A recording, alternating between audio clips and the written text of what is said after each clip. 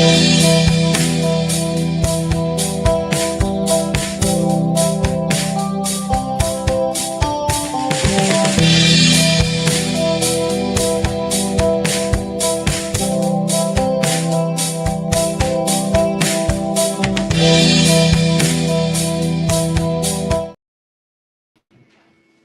evening, everyone. I am so happy to see you. Hesperus will be joining me in just a flash.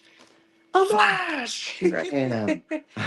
Hi, everyone. So, tonight we are going to be doing a very special episode about some things that both Hesperus and I feel are deeply important within the night kind community and within other communities. So I'm going to let Hesperus talk a little bit about that. Thank you so much. And thank you all for joining us. I do want to apologize in advance if we do get disconnected. We are coming at you from the West Coast, right in the middle of the desert, much of which is a rolling dead zone. So if we do get interrupted, it's most likely just the elements conspiring to censor us. That said, there have been increasingly relevant and urgent, I believe, issues that have come to our attention that are also long-standing, if we're honest. Not only, as you said, in the night kind community specifically, but in this modern day and age, and for all recorded history, sadly, a pattern of violation that I think it's important to address so that we can hopefully end that cycle. We're not going to be naming any names, and this isn't a witch hunt. How inappropriate would that be? I think it's one that's underexplored because it makes people uncomfortable. But I think it's really important that we become more comfortable talking about exactly these topics. Okay, enough of me lecturing on and on. What the heck am I talking about? What is consent? Raven, would you like to give us a very basic... Consent is a hell yes, not a hell no. Consent is getting communication going and actually having a conversation as to what is acceptable and what is not acceptable for all individuals involved in different situations. Yeah, absolutely. You know, I think we hear the term come up a lot, specifically in reference to the most intimate of relationships. But the truth is, it's a non-negotiable, essential part of every interpersonal connection. You have to consent to a handshake, otherwise somebody's just grabbing you, which is not cool, even if it's the social norm. Consent is absolutely essential before interacting in an intimate way, by which I don't just mean sex, although sex is usually a pretty intimate relationship, but also, gosh, speaking on deep subjects with people is very intimate. Not everyone is open to hearing every deep, intimate thought. If you're trauma dumping on people when they aren't open to it, that can be considered a consent violation as well. So it's important to have a much broader view, a general idea of consent that applies not only to sex, but to, you know, honestly, if you are interested in very intimate sexual relationships, you're going to have to get pretty good at consent in general beforehand. People aren't going to trust you with the most intimate parts of themselves if you can't read the room, if you can't pick up on some of these subtle cues that people are uncomfortable. The general rule of thumb is that you want to avoid making people uncomfortable with the way that you engage with them.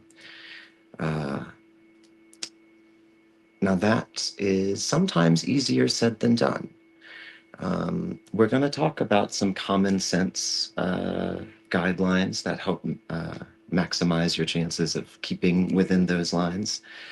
But the truth is, it's not all that common, as we've found in discussing this with each other and with a number of other people.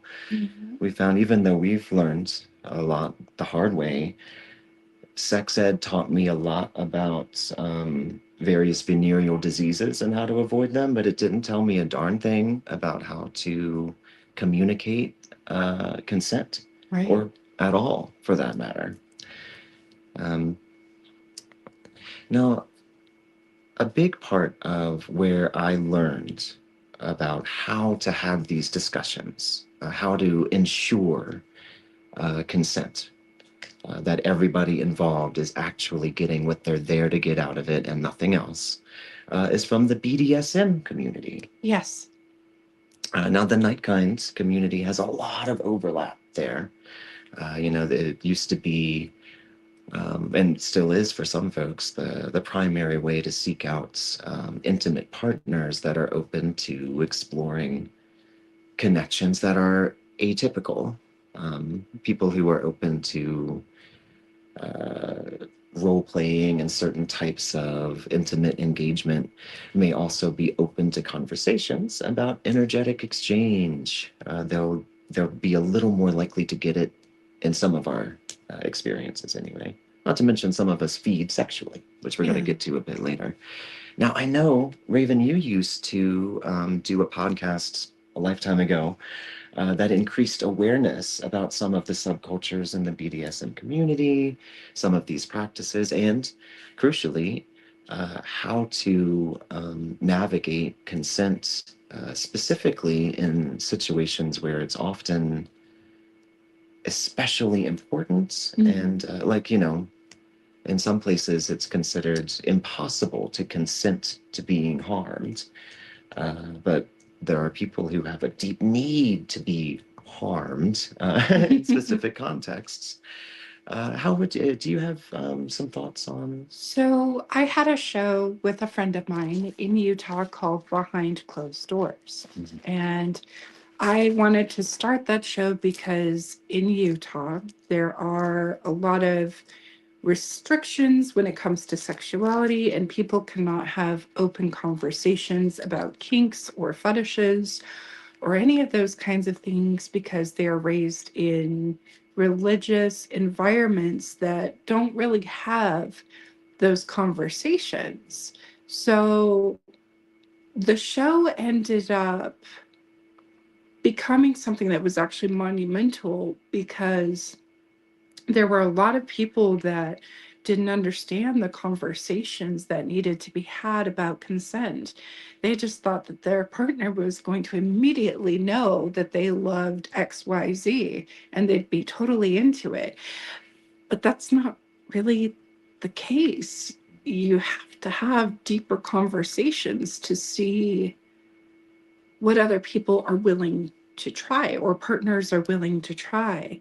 And it's not that, my co-host and I engaged in all these topics. We actually did a lot of research and a lot of study to figure out what to bring forward. So one of the things that I consistently saw was just that people didn't know there were classes that you could take on not only how to do things within the BDSM community, but also how to do them safely, how to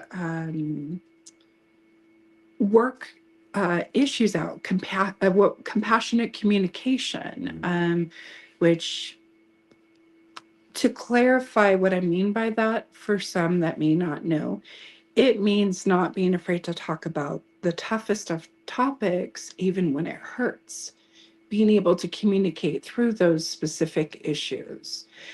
And, and so within consent, these are all things that, we talked about on the show. And so finding that it wasn't just in necessarily in the metaphysical communities or the night side communities, but it was also happening in BDSM communities and other things, to where people just didn't have the context or the knowledge to understand some of those basics.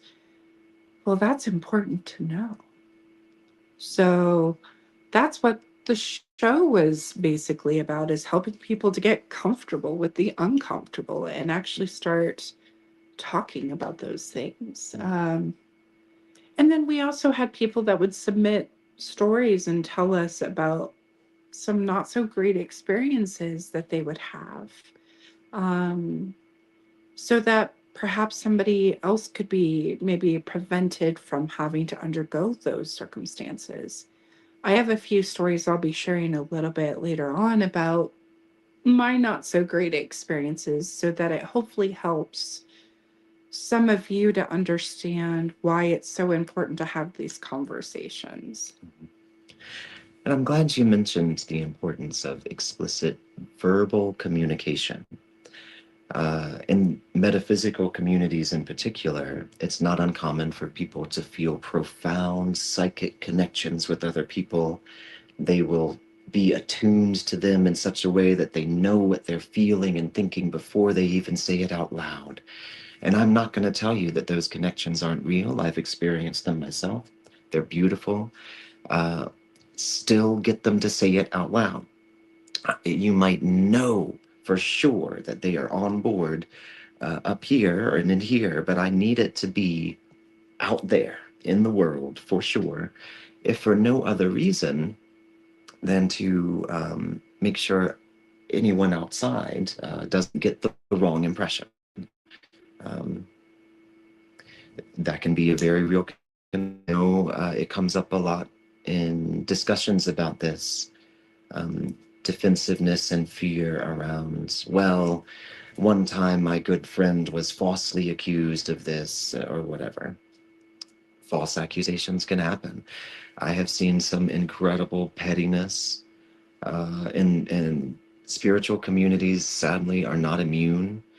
We're not above being children to each other sometimes, and deeply vindictive enough to try intentionally to ruin someone's reputation with lies. I'm not going to say that 100% of accusations of misconduct are true, but I will say, um, if you follow the same guidelines that guarantee that people stay safe in these intimate connections, the odds that someone will be able to manufacture any sort of evidence that misconduct happened diminish significantly. If you're not pulling people into weird power dynamics or behind closed doors for all of your conversations that don't need to be, then people are going to have fewer opportunities to start these lies about you. Uh, Not to mention, much more importantly, if that becomes the norm, other predators won't be able to enter your traditions and use them as tools to prey on vulnerable people. I don't believe that most of the traditions in the community that I have seen misused were designed for the purpose of taking advantage of vulnerable people. But I've seen it happen, where if the initiatory structure of a system insists that the high elder be alone behind closed doors with the new soon to be initiate, someone who knows next to nothing by definition, they're brand new, the power dynamics at play can pressure that person into going into the situation without full preparedness, and can make them less likely to leave even if they do feel uncomfortable. I don't like that being an option, not because that can't be a legitimate part of an initiatory system, but because it can be so easily misused. Even if what happens is this person comes out and years later, for any number of reasons, decides to present a narrative that maybe isn't what you experienced, but damages your reputation. Um, a lot of that can be prevented by putting some of these common sense guidelines in place. Okay. Also on the subject of, I know people are going to be challenging the conversation itself right from the start because I've seen that pattern as well, and I get it. Um, we are a bunch of weirdos. The way that we see the world and the way that we interact with each other is different than the norm. Where, to use some modern parlance, most of us are neurodivergent in some way. Um, and so our styles of communication or simple presence in a room can sometimes be read as creepy. And so it is important, if you hear gossip about somebody being a creep, find out what exactly that person means by that. Do they just mean that they dress weird? do they not make eye contact when they talk to you? Is the problem just that this person is unaccustomed to the communication patterns of people on the spectrum? Or is this person handsy? Are they not taking no for an answer? Are they dangerous? Because those are dramatically different character reads. And yet the language sometimes is the same. Um, so I do understand why there are many in the community who their first reaction to discussions of this topic is to try to shut it down because so many times it's brought up to them to make them feel like crap for just unmasking and being themselves when they had no ill intent. I do want to make it clear that's not what we're going to be talking about. I want to be very grounded in naming specifically the patterns of exact behavior that are actually problematic in our experience and that we have actually seen or experienced, unfortunately, in the community. This isn't about having a weird way of speaking or liking the dark aesthetic or having an atypical spiritual practice. That's us too. We get that. Yeah. This is about making other people uncomfortable when you don't have to, and especially making people uncomfortable on purpose, or putting them in situations where they feel trapped and obligated to pretend that they're okay with something when they aren't really. That's what we're trying to get at. If you're not doing that, then I'm not chastising you. I really just want to be providing tools for us to do better and to recognize folks who are genuinely dangerous. A big part of that is taking some care to differentiate and discern actual intent. Some folks who seem creepy at first are the loveliest people you'll ever meet, deeply protective, would never hurt you. Most of us in the community, I like to think, have learned that. So many of us have been called creepy when we had no ill intent at all, so we know that. Sometimes the language of social justice can be co-opted to perpetuate injustice. People can say, for example, that they don't consent to share space with a minority when they're really just racist. That's not what we're talking about.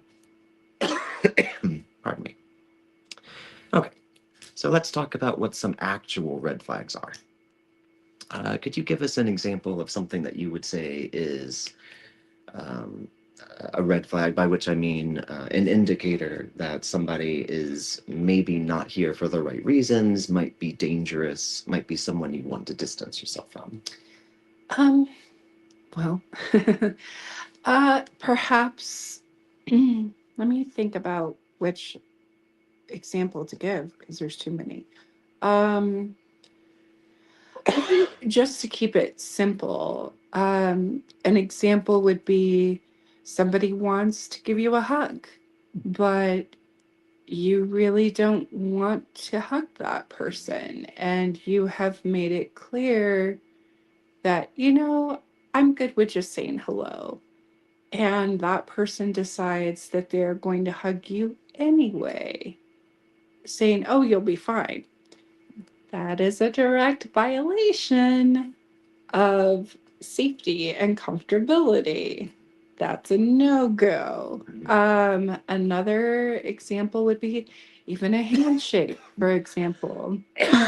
Um, it could be, and we'll get into the feeding aspects of things. I'm waiting on that story, but it could be, someone touches your or takes your hand and you don't want to shake their hand. It could be flirtation in an uncomfortable way when you're not genuinely interested in that other party and you're just like, okay, cool, I just want to be your friend. And they consistently keep trying. Those are red flags. Mhm. Absolutely. Yeah, any uninvited touching or explicitly unwelcome touching, especially. Yeah. And you see it all the time. Uh, because, oh, it's perfectly normal to shake someone's hands. It is not normal to push beyond someone's explicit boundaries. That makes you a creep. Don't do that. Um, that includes making off-color jokes. Even, I am not uncomfortable with adult language, but some folks are, or they are like it might be genuinely stirring up stuff from childhood. It's going to ruin their whole night. You don't want to do that, surely. If somebody tells you that it makes them uncomfortable, do your best. And I get it. F-bombs slip out of me by accident all the time. If you're somebody who really struggles with that kind of self-control, um, in any specific way, if it's people sometimes are triggered by things you truly cannot control about yourself, that is okay. It's not personal. That boundary still needs to be respected, though, and give them their space, their distance. Um, that's kind of an extreme situation. It's rare for things to truly not be able to be worked out for people to share space. But sometimes that is. It's still important to respect that boundary, even if it means making a sacrifice. You don't want to sacrifice your whole reputation or someone else's safety. It's way more reasonable to sacrifice this one night out. Even if it sucks, that's okay. Um, let's see. Okay, another red flag that I see a lot in the community is people making questionable claims, but then being offended if you ask them follow-up questions. I make some weird, bizarre claims sometimes. I've read a lot of stuff and I'll say, I think I read somewhere this or that. Ask me for a reference. If I can't come up with one, I might just be wrong. I'm not going to take that personally. Um, and hopefully I will be able to back up anything that I say. And maybe I won't, but at least you'll know. Um, People who get deeply personally offended by you asking them follow-up questions, um, are not there to teach you. And that's okay. I'm not saying that they're obligated to offer you an education or to answer your questions, but if they don't, accept that as if it were a boundary of theirs and move on to find your answers elsewhere. Don't consider them a source of information if they cannot give you grounded, reliable information. Um,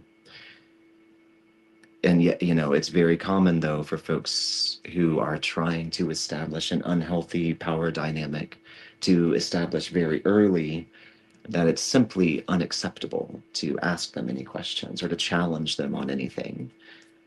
Don't let that slide, because that becomes, in my experience, a slippery slope.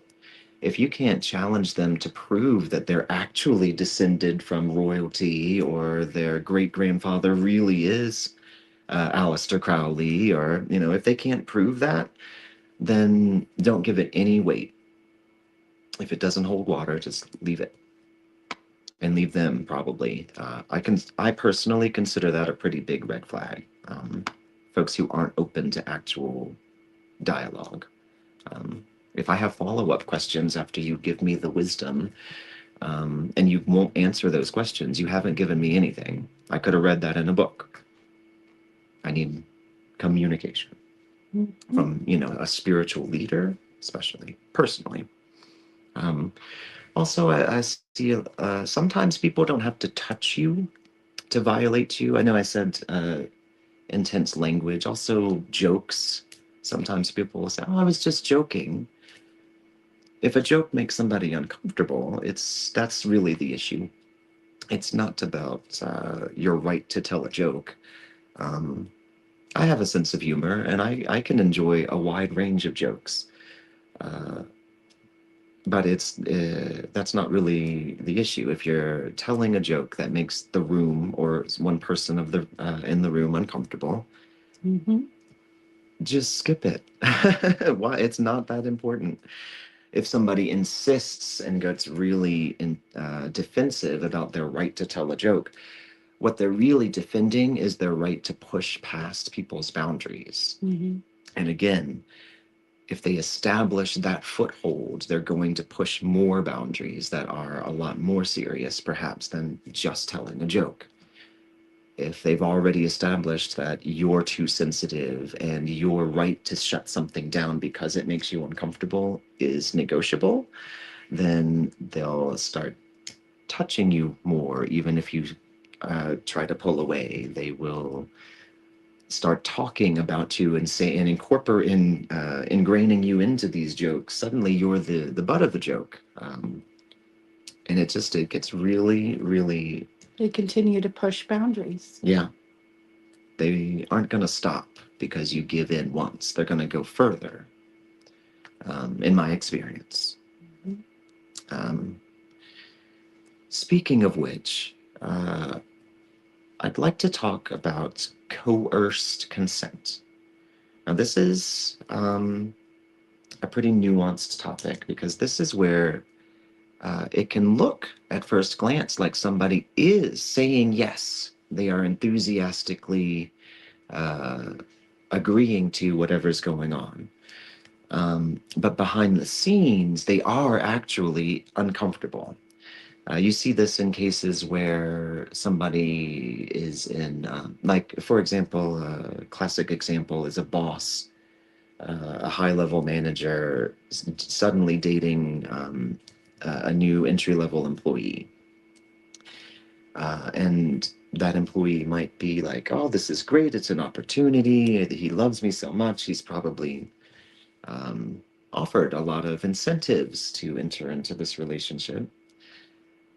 But that gives that person a lot of power that is, normally when somebody enters into an intimate relationship, they want to be on roughly equal footing. Um,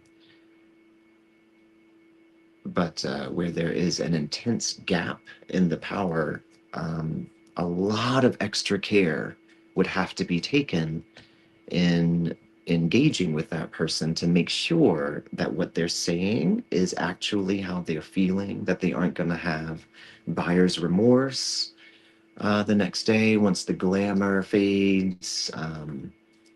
When the fact that this person is a little bit famous or a huge inspiration to them has worn off the next day, are they going to still be super psyched about the interaction that you had?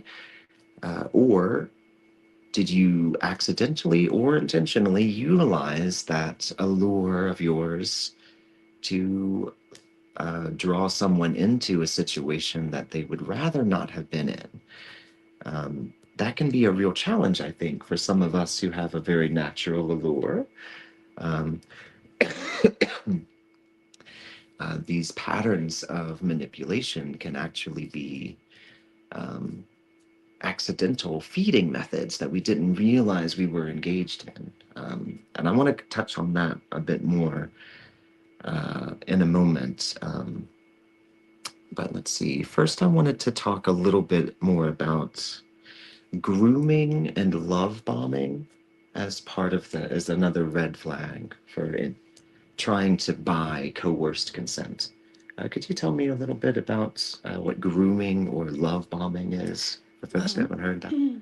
I'll give an example. Let's say you're in a relationship with someone and someone gives you all the things that you or they feel that you need, right? They give you all these things, right? whether it is an emotional thing or it is a physical thing. And then all of a sudden they start pulling back and saying negative things. Or like you give and you give and you give, and the energy of it is it's not good enough. Nothing you do is good enough. I would question that. I would absolutely question that. When someone uh, isn't really fully authentic to who they are, they just give you all these different things because they think that that's what you need to get what they want out of you. That can be a form of love bombing. Mm-hmm. Now, it's different when someone is like, I care about you. I love you. Here's a pretty present because I care about you. That's different. But the second they give all these things that they think that you need, and sometimes it is things you need, and then all of a sudden they start putting in narcissistic comments in there and making you question yourself and making you wonder whether or not you're valid as a individual, whether it's within a metaphysical dynamic or a vampiric aspect or just regular dayside life aspects. Question that.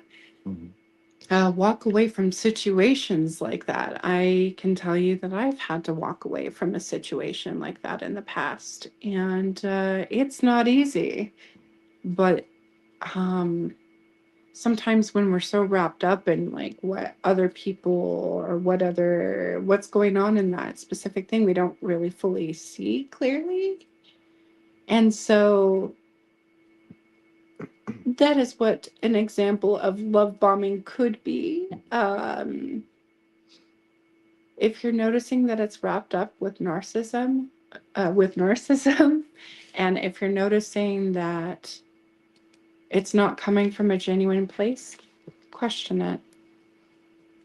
Can I answer that? Yeah, I think it's important to remember that it's okay to also refuse a gift. Yeah. You aren't obligated to accept something just because somebody has wrapped it in the appearances of a gift. Remember the lessons of the Trojan horse. Mm-hmm. And I'll give you a really specific, yet generic enough that I've seen it happen multiple times in the community, example of a pattern of love bombing and how it can, even though it initially seems great, turn into a nightmare. I've seen in the metaphysical communities in general, multiple occasions where someone will very quickly, they'll meet this person and they'll say, "Ah, I feel this deep psychic connection to you. I know that you are destined for great things. We've been entwined for multiple lifetimes. You're so powerful." You know, they're just bombarding you with praise and promises of deep connection and grand, wondrous things. And then suddenly, somewhere along the way, they'll challenge something that you perceive. They'll say, "Oh, gosh, maybe I was wrong about you. If you see me like that, then clearly we're not on the same wavelength after all." Now, what they've done, whether it's intentional or not, is they've created an atmosphere where you get really attached really fast and you crave reinforcement of that connection. And now all they've done is not reinforce the connection once or twice. And now you feel pressured, uh, a little bit more likely to adjust the way that you see things. You try to conform your own thoughts and perceptions to their expectations, and suddenly they're controlling your thoughts.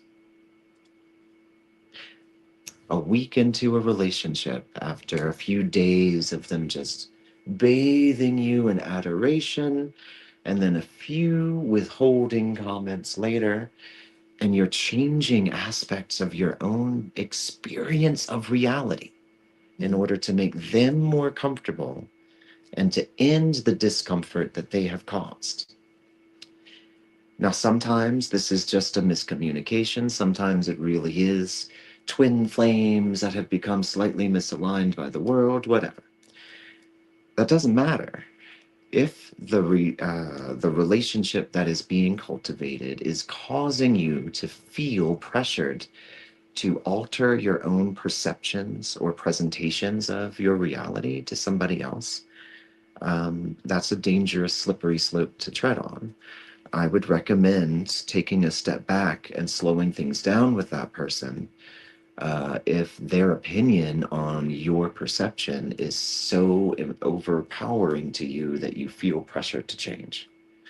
That's usually a big red flag. It's an indicator that maybe you want to tap on the brakes just a little bit. If they don't like that you are needing space or are enforcing a small, reasonable boundary, then that's a bigger red flag, and you'll be glad that you noticed it sooner rather than later. But that's a specific pattern that I see a lot in the community, because we're primed. We already believe in and accept that it is possible to know things deeply, even without words or too much grounded world experience yet. But that doesn't remove the obligation of someone to actually ground their claims in reality. If they're only dating you in the astral realm and aren't doing any of the work down here in the real world, they are not doing the work that they owe you in an actual relationship. They can be your dream lover, but don't send them money in the real world, for example. Another thing I've seen happen. Speaking of which, it's a big red flag for me when folks want to have a spiritual dynamic with you where they are an elder to you, offering you guidance, but also have financial control over you. Don't take a job with the person who is your spiritual mentor if that job becomes your primary source of income. Because now if you have a difference of opinion or need to take a step back from that specific practice for your own mental health, they can just take away your ability to make ends meet. Your solvency is a survival tool that is absolutely non-negotiable. Don't hand it off to somebody that hasn't proven that they're trustworthy with it yet. Diversify your portfolio, if you will. Putting all of your eggs in one basket. What other cliche can I throw in there? Well, I mean, I think it's pretty, what you've said is pretty self-explanatory. It's keeping a balance of things. Yeah. And absolutely, like if somebody is one of your elders in a spiritual context, maybe don't work right underneath them in your regular day side job. Yeah. Yeah. Yeah, and similarly, sometimes folks with a power dynamic, it doesn't have to be like literal currency. Sometimes the medium of exchange in the community is your reputation.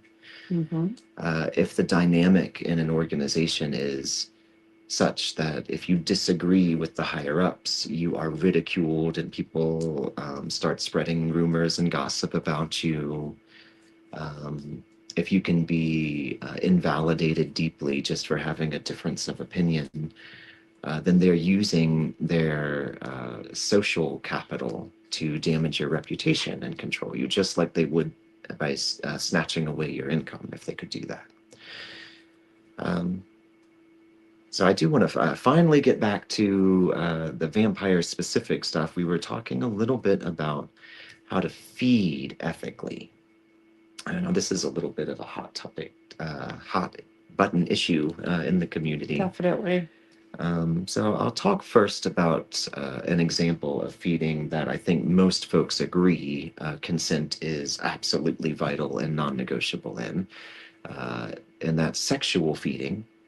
if the way that you exchange with another person in order to sustain yourself or as part of your spiritual practice or anything, it's even more important to get consent, not less so.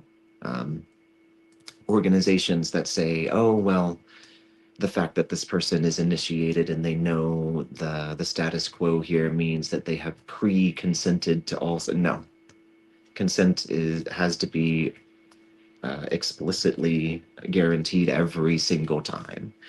The fact, oh, well, they've been dating for so long, or this person is in such role, so they didn't need to ask. Yes, they did, and they failed. It's absolutely non-negotiable every time, even if it's, be annoying about it. That's better than being a rapist. Sorry to not mince words about it, but that is what we're talking about. That's the reputation that you could get accidentally, even with no ill intent.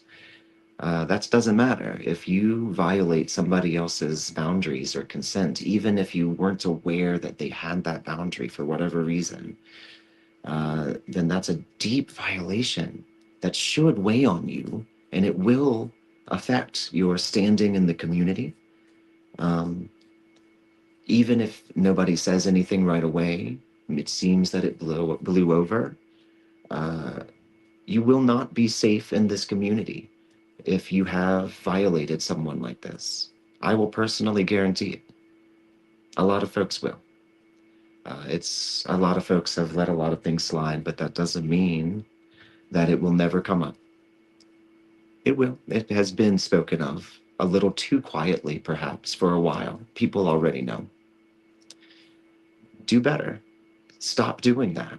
Uh, and don't start, even if you notice that it seems to be normal in an organization. If it makes you uncomfortable, you don't have to participate. You don't have to become a predator in this sense just to fit in. You don't want to fit in those spaces. I promise. It doesn't get better from there. The stuff that, if they're doing that out in the open, the stuff that they're doing behind those closed doors that they want you to earn the right into is even worse. I guarantee it. Sorry, So, went off on a tangent. no, it's okay. So, even as an example, in high school, I started going to a certain event where a lot of people would gather, and I met this guy, and I thought he was incredible. He was a vampire. Cool. Very cool. What wasn't cool was that he fed on me so hard within our sexual interactions that I would be completely drained, and I had no idea what was happening to me. Um, and it was really like intensely emotional for me, because I was trying to figure out for like days, like, why am I so drained? Like, why the hell am I feeling this way? But yet I still want to be with this person. But then when I'm with this person physically, I'm all of a sudden not able to function normally. Like, what is going on? Well, he was a vampire and he was draining me, but he never had a talk with me about any of those specific things. And so no consent was involved whatsoever, which is a huge violation. Huge violation. It wasn't until I later on in life that I kind of like learned about what that was. And I was mad when when I found out what it was, and I was like, oh, okay, so that's what he was doing. Don't do that. Don't do that. Have the conversations that need to be had with your partners about what you're doing, because otherwise it's outside of that ethical energy, and you don't know how it's going to affect that other person. if you don't have that conversation, Mhm.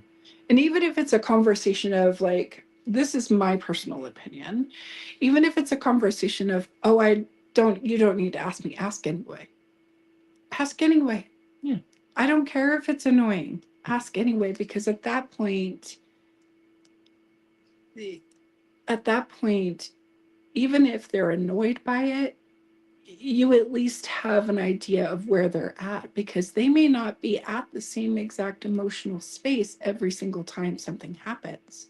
You can't expect that to be something that is repetitive every time you have intimacy with someone. It doesn't work that way. Okay, now I'm ranting. Your turn. You're good.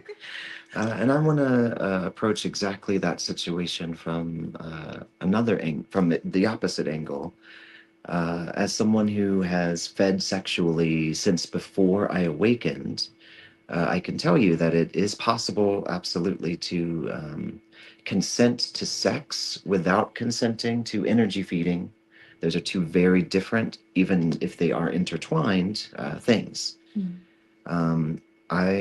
When I became sexually active for the first time, was not yet aware of my tendency to feed, and so would be drawing very deeply on these partners. And in my mind, that is simply what lovemaking or sex was. It's all I had ever known of those sorts of intimate connections. It's how it always was for me, because I hadn't learned to control that yet. And so, on the other side, though, more experienced folks who had had sex many times and never experienced this kind of dynamic specifically were very thrown. To them, that seemed like a deeply profound, magical, once in a lifetime connection, even though to me, it was still just a hookup. This was someone I didn't necessarily ever want to see again, which had been agreed on. But to them, all of that changed because, didn't you feel that? It was amazing. By not knowing and not having that explicit conversation about what to expect and what we were consenting or not consenting to, they were left under the impression that the connection that we had was a lot deeper and more profound than I wanted it to be. And I would, if they had any instability, they would end up deeply unsettled by the experience, sometimes obsessed, left in a state of mental distress and thinking that I was the only solution to the problem, when in reality I was the source of the problem. And now you're in a dangerous situation where you might have a stalker or somebody who is very deeply unmoored by what was perhaps a completely innocent and agreed upon engagement at one point. So it is really important to have self-awareness, as well as to read the room, to be aware of your partner's state, like you were saying. Explicitly check in repeatedly. This is one of the things that I loved about the BDSM community, is having a mechanism for frequently and explicitly checking in. You know, you can ask somebody without breaking the flow. You know, you don't want to kill the mood right in the middle, but the middle is a really important time to make sure that everybody's still involved. And you could still make it sexy in the way that you ask. It doesn't have to be boring. Right. Tell them right before you go in, it's like, hey, I'm really into enthusiastic verbal consent. Let me know that you're having a good time if you are. If you want, be open to feedback, and know how to give feedback in a way that is sexy to your partner. Yeah. You know, you can say, "Oh, baby, that feels so good," or a little bit higher, or and of course, it's always fine to say, "I don't like that. Just stop." Yeah. It doesn't have to be sexy, but if you do want it to keep going,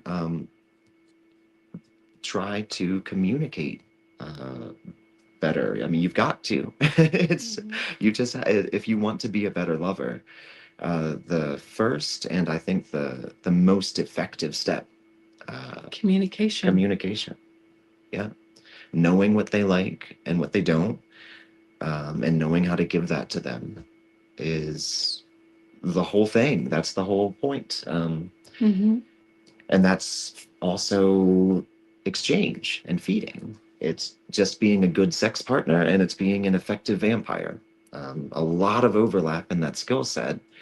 And yet I see a lot of folks hesitant it doesn't seem romantic, maybe. I think that's a skill issue. Learn how to communicate romantically. You can ask for the person's color, like red, green, yellow. Stop, keep going, maybe slow down. In a Victorian accent, if you want.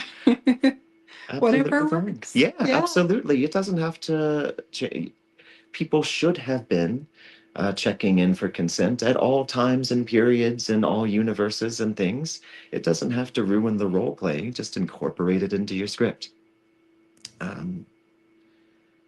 Let's see. Yes, I talked about that. Okay. So let's talk a little bit about how to be safe. At events in particular, it's important to have folks who are actively looking out for problem people, which is to say, not necessarily even like dyed-in-the-wool predators, people that need to be locked up for the good of society. Sometimes what I mean by people who need to be given some extra attention is somebody who got a little too drunk. They came to their first vampire event and they got nervous and they tried to medicate with one too many shots and now they're a little sloppy. And what makes them unsafe in this situation is that they might get the whole group kicked out of the venue, and suddenly the community looks a little bit worse. We have fewer places to safely gather, etc. Having somebody on hand to keep an eye out for folks who need assistance, for folks who seem uncomfortable or unsteady in one way or another, is a general rule of thumb that I think is important. It's a tradition in the community that I haven't seen neglected, thankfully, at any events that I've been to. It's always been mindfully continued in the ongoing courts and gatherings. But I have heard plenty of stories of there just not being anybody who was keeping an eye out or prepared to step in and gently guide somebody out, or not so gently tell them that they have to leave if they have been a problem. I know traditionally you would look to the O'Malley House for that. Yeah. We had Lady Jessica O'Malley on not too long ago. I think it was just a week ago. It was a week ago. Yeah, it's very recent. Speaking about the history there, and that's still true today. If you can spot an O'Malley, they wouldn't have that title if they weren't prepared to protect people. Protect. That's their calling. But there needs to be somebody at any event, any large gathering of people who is keeping an eye out, in my opinion. And it helps if they're visible. And it also helps if some of them are invisible, if I'm honest. Some people need to be findable and some people need to be able to watch without being seen. But it's important to have some folks. And on that subject, this comes up again as a Nightkind specific issue that has come up recently in conversation with us. If it's a part of your spiritual tradition, one of your rites to take somebody into a private space as part of that ritual, that can be an absolute, some initiation traditions have to be kept secret. As part of the tradition, part of the magic, part of the safety of the group involved. That's very real. Discretion is important, and it doesn't make anybody involved a villain. It can make us susceptible to rumors, gossip, and actual misconduct. can happen in systems where that is normalized if we don't take some common sense steps to minimize the risks there. It helps to have groups of people sufficiently high up in your initiatory system that multiple people can be present behind those curtains or in those closed rooms, so that you have witnesses, reliable elders of the community that can say, oh, I was in the room and I saw what happened and this is what happened. Whatever happened, facts can be established if you have enough people agreeing about what happened.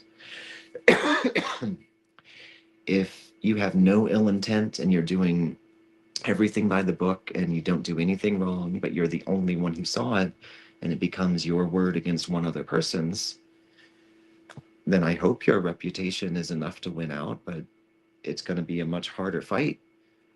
It behooves us to incorporate the safety into our practices at the basic level, and all the way up. And I know that might disrupt the status quo in a few traditions that rely heavily on very, very small private initiations or other rituals. So keep that in mind. If it's really, truly vital to your right to this ceremony, that you be completely alone and unsupervised with this one other person, you have to know with extra absolute unquestionable depth that this person and I are on the same wavelength about what we're expecting to happen and what's going to happen and how we're going to describe what happened if it comes up again in the future. You have to trust them with your reputation. And if you don't, maybe they aren't ready to be initiated into your system. Maybe you're not the right person for that connection if you don't have that kind of trust.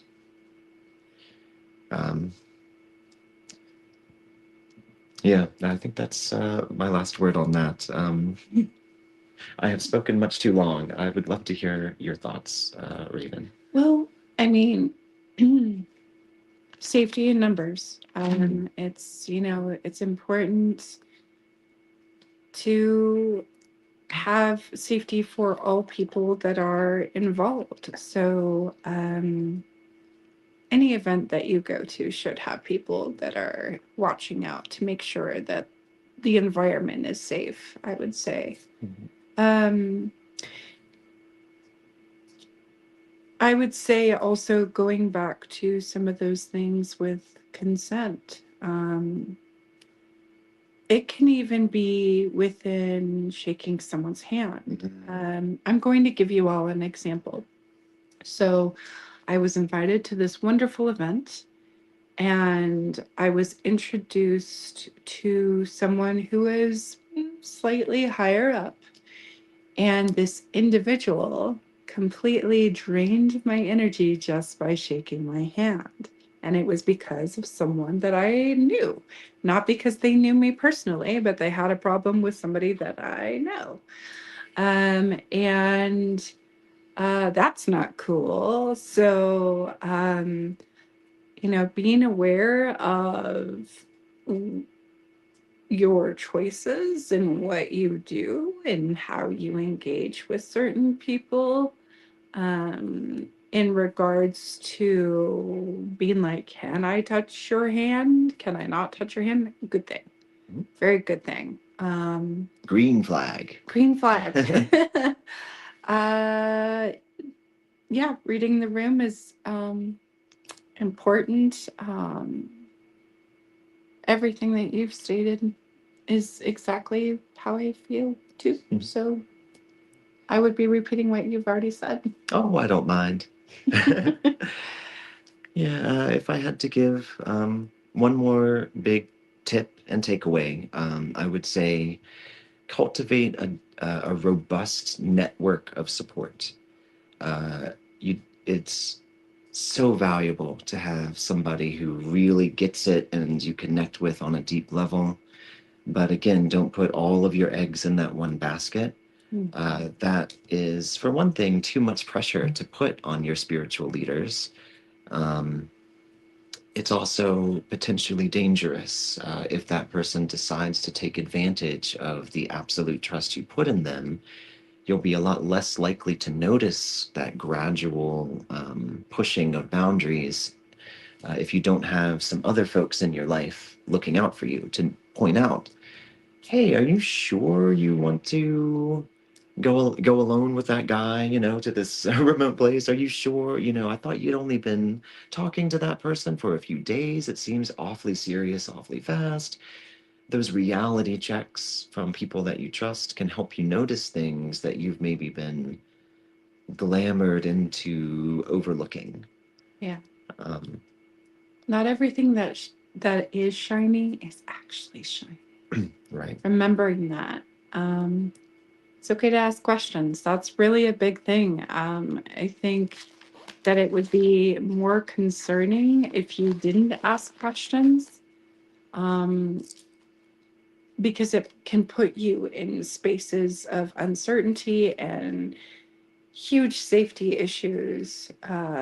So it's communication, using your voice, not being afraid when maybe certain people want you to not necessarily ask those things. That's a red flag. Mm-hmm. Just, I think if you're being authentic to who you are and you're setting your boundaries and being vocal about what those boundaries are and surrounding yourself with people or with, energies that are going to be that protective space for you, then you can't go wrong there. At least I don't think you can. Yeah. So, Yeah, well, speaking of not going wrong, I am sure that we left a lot out of the discussion, that there will be plenty of people with different perspectives, experiences, and insights that we didn't think of to include, and I would love to hear it. Don't worry about offending me. This is an important enough subject that I would really genuinely like to hear y'all's differences of point of view, your experiences. Um, and if you would like any help, if you're in a situation that makes you feel uncomfortable or unsafe and you need some advice on what to do, if you are worried that you might be making people uncomfortable or that you might be inadvertently lessening the safety or well-being of others and you're curious about what you can do to control that, I will, without judgment, listen to you and try to help work through that. I think a lot of us have been there. Um, that said, we have talked your ear off for a solid hour now. So I think we're going to wrap up. But again, we have just initiated a dialogue. This isn't the end all be all on the subject. We would love for you to hear your thoughts and to continue this discussion. Gosh, it'll be on Facebook in the comment section here. We will be checking the comments and hopefully continuing the dialogue if anyone has any thoughts. we also have an email address called themediumfrequency@gmail.com. So if you want to reach out to us that way through email, please, we are here to help in any way that we can, to help people feel safe and feel like they're heard, and to help with growth. That's what we're here for. So, Absolutely. with that being said, thank you so much for joining us. Next week we have Should be Silver Blood. Silver Blood. Very excited. Hope you'll all join us there. Thank you and have a great night. Bye. Well, blessed be.